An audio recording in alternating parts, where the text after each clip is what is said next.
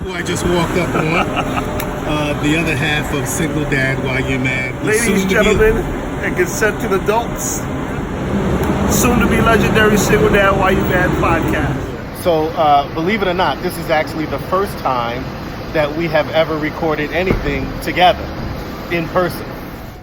Your name is Bryant. and you are dad extraordinaire. Thank you. Okay.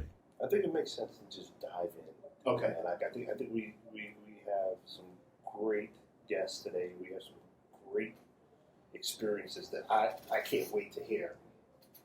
So pardon me for being a bit overzealous and cutting to the chase. Yeah, this is part of our It Takes a Village series, right?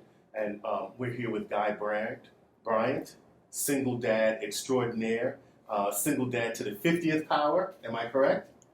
At least. So before we dive into that, because I think there's so much to unpack here and so much to talk about in terms of,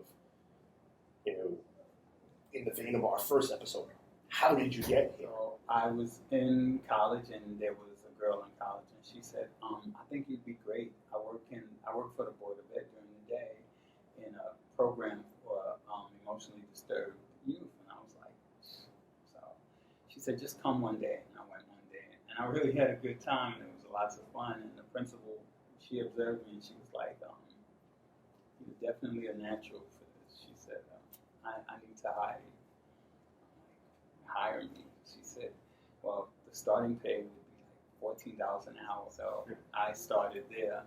And I met the first young man who I mentored, and he was in foster care, and he was being severely abused in his foster home.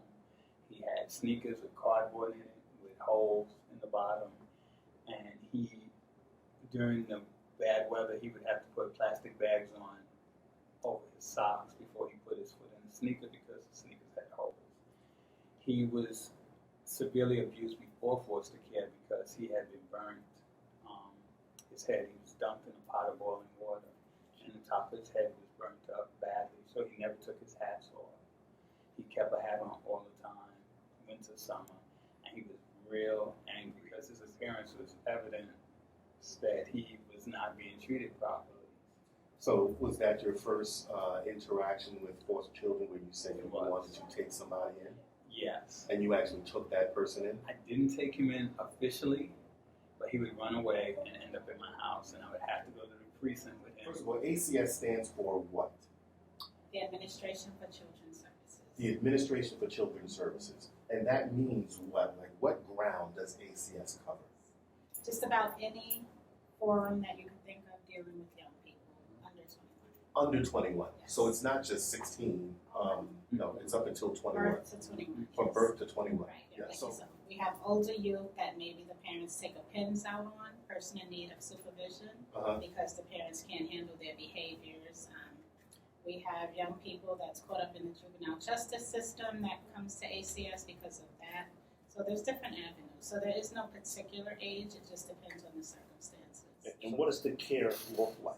Every service plan is different, depending on what the family needs. So our main goal is usually not to remove the youth or child from their home. So if they can be sustained in the home with preventive services or any supportive services, that's usually our first goal. If that's not possible for whatever reason, then it becomes a protective case and we bring them into a foster care environment and we tailor a plan to work with the family so that eventually the goal is to return. See, each of that family may be getting services from different areas. They may get medical services, they may get mental health services, some get housing service. We have a housing unit here that's connected to NYCHA. So they get services from different places. So one family might be getting services from 5 different units. And I came to ACS as what's known as a house parent. Mm-hmm. And because I felt like I could do more.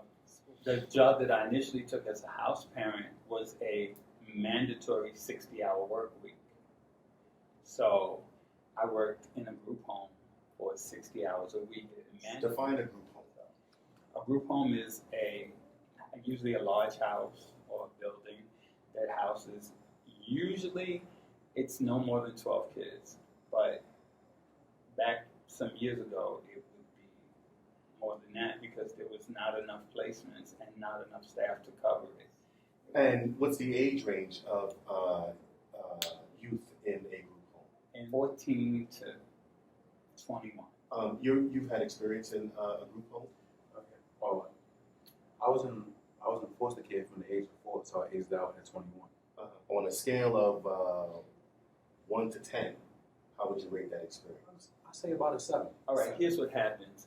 There are different kinds of kids in foster care and being adopted, and some kids take advantage of what's presented to them. They may be hung up on, where's my parents, why me this, but they take advantage and they excel. James happens to be one of them. Good point. All right? Good But point. the kids that I usually get are the ones that have been in many different homes, raised by many different people, and their directions are everywhere. They're twisted around because they're like, nobody wants me. Not only did my biological parents give me up, but the parents that the city assigned me to, they gave me up too. So I always take those kind of kids. Well, it's a challenge sometimes, and I don't always succeed, and sometimes I say, I can't do this anymore. All right, this just not working. I'll always take a kid back. I've taken kids back 2 and 3 times. I let them go someplace else, and usually they're like, can I come back? Yeah, you can come back. I've done it so many times because I realize that they're kids, and they're not going to get it in the first shot. It's not going to happen. So people say, why are you taking that kid back? They gave you so much trouble. Because they're kids. They're allowed to make mistakes, all right? So let me catch the mistakes before they become adults. And so I always take them back. And do you know how many kids come into the system and have nobody that they can say, Mom, like James said, that he can say, this is my mother, my godmother is mom. So many kids don't have that. My thing is home therapy. I help you as much as I can. I can tell you I love you on a regular basis. I basically know who needs to hear that regularly. How many kids do you have currently? I have 4 youth, a 23-year-old, a 23-year-old, 2 21-year-olds, and a 15-year-old. Still there. And what's the most you've ever had in the house at one time? 9. So, what is a day like in the house? Who's doing the cooking? Who does the cleaning? How do you maintain order? Talk to me really quick, right, about the challenges about children transitioning out of foster care. If somebody wants to be of service, what do you suggest? Become a foster parent for older youth. Like all my family, and when I first started to say, you're crazy. You go to work and do it, and then you're going to bring it home too. I mean, that's where the need is. I was doing it anyway, so, you know, I might as well get the assistance through foster care to do it better. Is there anybody doing what he's doing for girls? Have you ever Definitely. considered taking in girls, or is it just a No, I wouldn't take that. So it doesn't even stop after the video is over, after we've finished recording. It still doesn't stop. He's always daddying somebody. It's just part of him. He can't help himself. So what did he do? So we walked in to conduct an interview, and I walked out. And with he two walks pairs out of with 2 shoes. pairs of shoes. Daddy can't help himself. Hold on, wait. And he looked down and he guessed accurately my shoe size. He looks you up and down and looks for the shoe size. Single dad? Why you mad?